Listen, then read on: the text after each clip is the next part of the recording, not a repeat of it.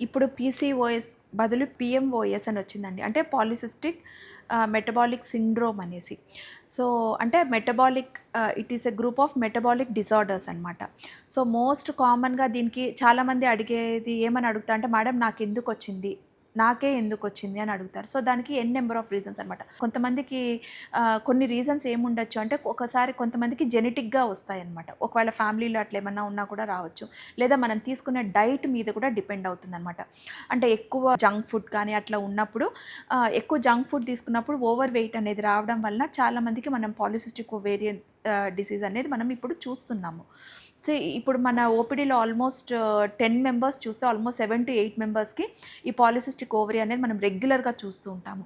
So, ఇలా ఉన్నప్పుడు most కామన్‌గా ఎలా ప్రెజెంట్ అవుతారు అంటే, యూజువల్‌గా ఫేషియల్ హెయిర్ గానీ, అంటే ఎక్సెసివ్ హెయిర్ గ్రోత్ ఉంటుందన్నమాట. ఫేస్ మీద గానీ, హ్యాండ్స్ మీద గానీ, లెగ్స్ మీద గానీ ఎక్సెసివ్ హెయిర్ గ్రోత్ అనేది చూస్తాము.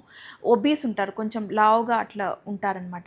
సో, వాళ్ళకి యూజువల్‌గా thyroid problems, other associated problems అవన్నీ కూడా ఉంటుంది. అంటే అబ్డామినల్ ఒబేసిటీ అనేది చూస్తామనమాట. అంటే ఫ్యాట్ అంతా కూడా కొంచెం ఎక్కువగా కూడా పొట్ట దగ్గర, థైస్ దగ్గర అనేది డిపాజిషన్ చూస్తాము. కొంతమందికి అకాంథోసిస్ నైగ్రికాన్స్ అంటాం. అంటే బ్లాకిష్ డిస్కలరేషన్, అంటే బ్లాక్‌గా మన నెక్ దగ్గరంతా కూడా బ్లాక్‌గా అవుతుంది. ఇంకొంతమందికి ఎలా అంటే పీరియడ్స్ అనేది ఇర్రెగ్యులర్ అవుతాయన్నమాట. ముందు రెగ్యులర్‌గా వచ్చే పీరియడ్స్ ఉన్నవాళ్ళు ఇప్పుడు ఇర్రెగ్యులర్ పీరియడ్స్ అనేది స్టార్ట్ అవుతుంది. అంటే 2 నెలలైనా కూడా, 3 నెలలైనా కూడా స్పాంటేనియస్‌గా పీరియడ్స్ రాకుండా విత్డ్రాయల్ టాబ్లెట్స్ వేసుకుంటేనే పీరియడ్స్ వచ్చేది. ఇట్లా వేరియస్ టైప్స్ ఆఫ్ ప్రెజెంటేషన్స్‌తో మనకి పాలిసిస్టిక్ ఓవేరియన్ సిండ్రోమ్ పేషెంట్స్ అనేది మనకి ప్రెజెంట్ చేస్తారు. సో, దీని నుంచి మనము ఎలా బయటపడాలి అంటే హైట్ టు వెయిట్ రేషియో అనేది మెయింటైన్ అవ్వాలి. అంటే రెగ్యులర్‌గా ఎంత హైట్‌కి అంత వెయిట్ అనేది మెయింటైన్ చేయాలి. సో, జంక్ ఫుడ్ అనేది బెటర్ టు అవాయిడ్ అనమాట. సో, ఔట్ సైడ్ ఫుడ్ కానీ పిజ్జా, బర్గర్ అవన్నీ కూడా కొంచెం కంట్రోల్ చేయాలి. ఇట్లా ఔట్ సైడ్ ఫుడ్ అన్నీ తీసుకుంటే కూడా ఆయిల్ ఐటెమ్స్ ఆయిల్ కంటెంట్ ఎక్కువ ఉండడం వల్ల ఒబేసిటీ అనేది కొంచెం ఈజీగా వస్తుంది. సో, హోమ్ కుక్డ్ ఫుడ్ తినడం వల్ల కూడా మనకి పాలిసిస్టిక్ ఓవేరియన్ సిండ్రోమ్ అనేది చాలా మటుకు తగ్గుతుంది ఛాన్సెస్ అనమాట. సో, నెక్స్ట్ ఫిజికల్ ఎక్సర్సైజ్ అనేది ఎవ్రీవన్, అంటే యూజువల్‌గా రెగ్యులర్‌గా కూడా 45-50 మినిట్స్ అనేది రెగ్యులర్ ఫిజికల్ ఎక్సర్సైజ్ అనేది ప్రతి ఒక్కరికి ఉండాలి.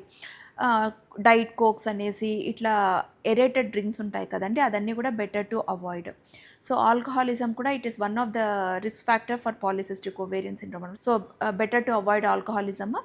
అండ్ ఈ సింపుల్ మెజర్స్ తీసుకోగలిగినాము అంటే ఈ పాలిసిస్టిక్ ఓవేరియన్ సిండ్రోమ్‌ని అయితే మాత్రం మనము అరికట్టవచ్చు. నెక్స్ట్ మోస్ట్ కామన్‌గా అడిగేది, మేడం మాకు పీరియడ్స్ ఇర్రెగ్యులర్‌గా ఉన్నాయి. సో, నెక్స్ట్ ఫ్యూచర్‌లో ప్రెగ్నెన్సీకి ఏమైనా ప్రాబ్లమ్ అవుతుందా అని అడుగుతూ ఉంటారు. సో, యూజువల్‌గా అండి రెగ్యులర్ పీరియడ్స్ ఉన్న వాళ్ళకి ప్రెగ్నెన్సీ ఛాన్సెస్ చాలా మటుకు బెటర్‌గా ఉంటుంది. ఇర్రెగ్యులర్ పీరియడ్స్ ఉన్నప్పుడు ఏమవుతది అంటే ప్రెగ్నెన్సీ ఛాన్సెస్ అనేది కొంచెం తక్కువగా ఉంటుంది. అంతేగాని ప్రెగ్నెన్సీ రాదు అనేది ఉండదు. కానీ అంటే ఎందుకు అంటే ఎగ్ క్వాలిటీ అనేది కానీ, ఏ టైంలో ఎగ్ రిలీజ్ అవుతుంది అన్నది కూడా మనం అసెస్ చెయ్యలేమనమాట. సో, యానోవులేటరీ సైకిల్స్ అనేది కొంచెం ఎక్కువగా ఉంటుంది. అంటే ఎగ్ అనేది రిలీజ్ అవ్వకుండా ఉండడం వలన ప్రెగ్నెన్సీ ఛాన్సెస్ అనేది కొంచెం తక్కువగా ఉంటుంది. సో, ఇట్లా ఇర్రెగ్యులర్ పీరియడ్స్ ఉండి పాలిసిస్టిక్ ఓవేరియన్ సిండ్రోమ్ ఉన్న వాళ్ళకి మ్యారేజ్ అయిన తర్వాత వితిన్ ఎన్ ఇయర్ కానీ ప్రెగ్నెన్సీ రాకపోతే తొందరగా డాక్టర్ని కలవగలిగితే సో, ప్రెగ్నెన్సీ ఛాన్సెస్ అనేది చాలా మటుకు బెటర్‌గా ఉంటుంది. ఈ పాలిసిస్టిక్ ఓవేరియన్ సిండ్రోమ్ ఉన్న వాళ్ళకి మనం రెగ్యులర్‌గా కొన్ని బేసిక్ టెస్ట్స్ అనేది చేస్తామన్నమాట. థైరాయిడ్ టెస్ట్ కానీ, ప్రొలాక్టిన్ కానీ, సీరం ఎల్‌హెచ్ అనేసి చేస్తామన్నమాట. అంటే కొన్ని tests second or third of periods మాత్రమే చేస్తామన్నమాట. అంటే సీరం ఎల్‌హెచ్ టెస్ట్ అవన్నీ కూడా మనము second day to fifth day లోపల చేయాలి. ఇంకొన్ని టెస్ట్ ఏమి అంటే ఫాస్టింగ్ ఇన్సులిన్ అని చేస్తాము. హోమా ఐఆర్ అనేది ఇవి సింపుల్ బేసిక్ టెస్ట్ అనమాట. ఈ టెస్ట్ అనేది యూజువల్‌గా మనం ఫాస్టింగ్ స్టేట్‌లో చేస్తే రిపోర్ట్స్ అనేది కరెక్ట్‌గా వస్తాయి. ఈ పాలిసిస్టిక్ ఓవేరియన్ సిండ్రోమ్ ప్రాబ్లమ్ ఉన్నవాళ్ళు రెగ్యులర్ హైట్‌కి తగ్గ వెయిట్ మెయింటైన్ చేసుకుంటూ ఈ సింపుల్ డైట్ మెజర్స్ అవన్నీ కూడా మేనేజ్ చేయగలిగారు అంటే దీనివల్ల ఫ్యూచర్‌లో ఏమీ ప్రాబ్లమ్ లేకుండా ఉండే ఛాన్సెస్ ఎక్కువగా ఉంటుంది.